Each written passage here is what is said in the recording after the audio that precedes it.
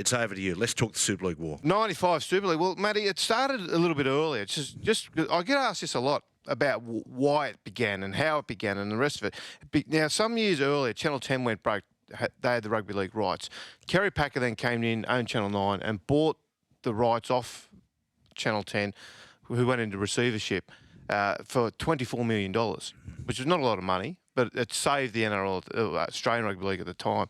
Now, in 93, that deal was then renegotiated, a 7-year, $70 million deal. So it was $10 million. That's not we look at what the broadcast rights are worth now. Incredible. And I remember at the time people going, wow. Yeah. That's big money. So what ended up happening then, at that point, the $10 million a year was also inclusive of this thing that nobody had really knew much about, but we'd heard America had it, called pay television. So you got not only free-to-air rights, but the pay TV rights for that. Did anyone say, oh, that won't work? Well, no one really bothered about it because it wasn't even in Australia at the time. 93, there was no pay TV.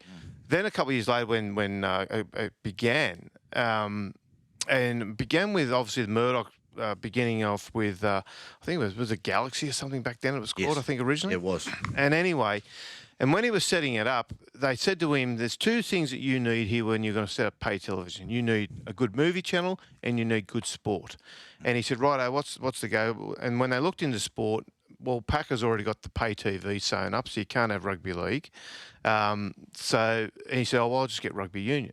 And his advisor said, look, you can't, you have to have rugby league. So then they had to come up with a strategy about, well, if I need rugby league and I can't get rugby league, what can we do? So the strategy was, let's go create this Super League, which is going to have the best of the best. And the NRL had just gone into a 20-team competition. And their idea was, let's just have a 10-team competition, but how do you get the best players who are already contracted to the ARL clubs? He said, well, let's just sign the clubs over, and they can, because the way the contracts work was Parramatta had a deal with the New South Wales Rugby League as it was back then, the Australian Rugby League as it was, and the players had the contract with Parramatta. The players didn't have the contract with the league. So what they did was they wanted to start a new league and they wanted to get into then the Parramatta would put a team in the Super League and a team in the Australian Rugby League, which would essentially be the reserve grade team. Anyway, so that was the original premise. There was the Blitzkrieg then in April, Matty, as we all know. So this all started in 95. It was getting around at the time. The NRL in 95 expanded to 20 teams. They brought in the Warriors, the South Queensland Crushers, the North Queensland Cowboys and the Perth Reds. Now, I was on a flight, the very first round, I was on a flight. The NRL chartered a plane. We all flew to New Zealand for the Friday night game. Saturday morning, we flew to Brisbane to watch the Crushers play. Straight to the airport on the plane, flew to Townsville to watch the Cowboys. And next morning, we flew to Perth. So all four new teams and all the media were around, and a lot of club NRL sponsors. I And all the rest of a it. hangover on the Monday. Yeah. Jet lag. Saturday Blame night, I think the Mad Cow was going back then, Matt. It was small then, but anyway. But it was on that flight, my boss, I was working at the Sun Herald at the time. My boss, my sports editor, actually went up to Ken Arthurson on the flight from New Zealand and said to him, listen, I've got to let you know, we're running a story tomorrow saying that this Super League idea might be going ahead. And this is in March. Arco, he sort of sat back a little bit, sort of resigned. I was standing next to him when he told him. And he said, I thought this was coming. Right, yeah. So it had been around. Now, then the News Limited and everyone had spent the next couple of weeks denying it was going to go ahead. And then one Saturday night, actually, the Sunday Telegraph lobbed on our desk over at the Sun Herald, and it had sign. And there was all these little pen pick. All the great players, but wouldn't it? Laurie Daly, Brad Clyde, Ricky Stewart, Mal Meninga. Steve Renouf, Alan Langer. And it had begun. And that set off. So what happened? That was when the Blitzkrieg happened. That's when Super League strategically sat there and they spent that weekend locking up Canterbury, locking up Canberra, they tried to lock up Brisbane. Brisbane they lost a little bit of control of, but they locked up the Warriors, the Cowboys, all those teams and signed them in. But they didn't, it fell apart because they didn't get the Knights. Because there'd been a hold up at Wayne Bennett at the Broncos had got upset that he'd been revealed a signing without actually having signed yet. So he got the a bit and said, oh, well, hang on. So they had to hold up and try and convince Bennett, hang on, mate, we're not doing the wrong thing here. That cost them getting the plane to Newcastle and signing the Knights up, which was the next cab off the rank. And they would have tried to get to these two. Oh, they were after Joey and Matty. There was 3 players they cared about in Newcastle. Yeah, Joey, Matty, and Chief. That was the only. They didn't really care about the rest, to be honest. But they knew Newcastle was crucial to the battle. So that's what they got to Newcastle late. But now, by the time they got there, I understand you were off saying this. You blokes had already spoken to Phil Gould. No, it was. I tell you what happened, Kendy. So when it first broke, I'm driving to Marathon Stadium, it was known then, and I look at the billboard out the front of a news agency, and it's signed. And we're like, What's this? Yeah. what's going on? Yeah.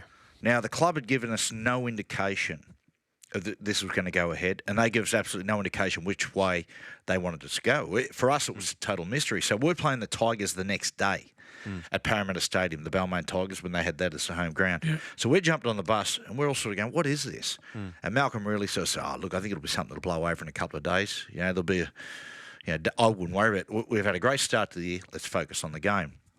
We get off the bus at Parramatta at our hotel, and we go in, we have another meeting, because by the time we're on the bus and coming down, this thing is just starting to snowball and getting bigger. Again, Malcolm said, look, the club have given us no indication which way they want to go.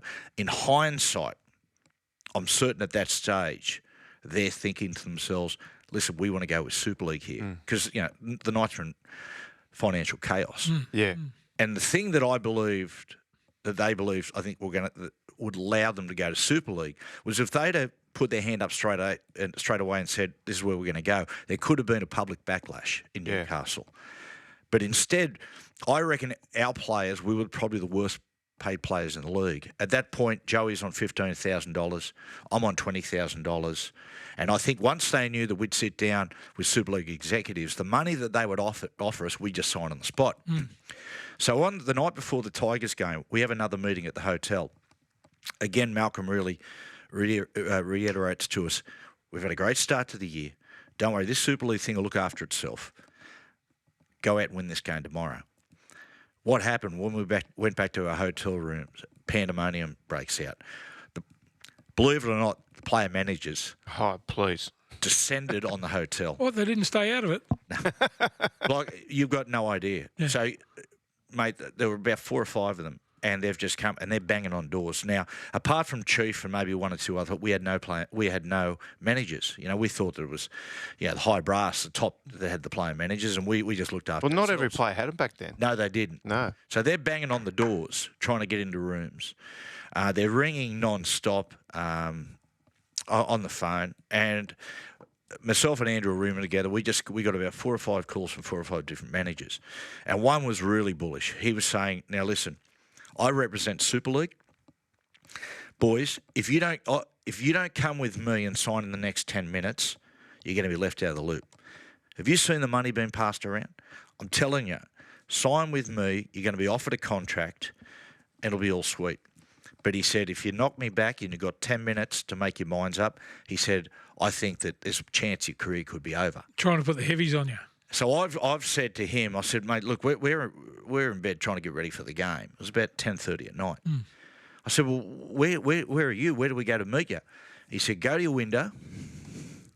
He said, pull back the blinds. You see the McDonald's across the road? He said, you see the bloke standing in McDonald's behind the glass there? See him waving? That's me. Do you want fries with that? Oh, mate. So we ring our football manager, Robert Finch. He comes through and said, mate, this is what's going on. He said, mate, they're bullshitting you. Yeah. They're trying the heavy tactics. Yeah. Don't worry about it. He said, I've told the hotel if any of them come through, to stop them coming in, certainly to stop them going up to your floor and knocking on doors. And he said, every single call that comes in is going to go through my room. To get a good night's sleep, playing tomorrow. But the thing is, Matt, they probably weren't bullshitting you. No. Well, yeah. Just to go through it, like he hadn't represented at that point, had you, 95? No. So, no.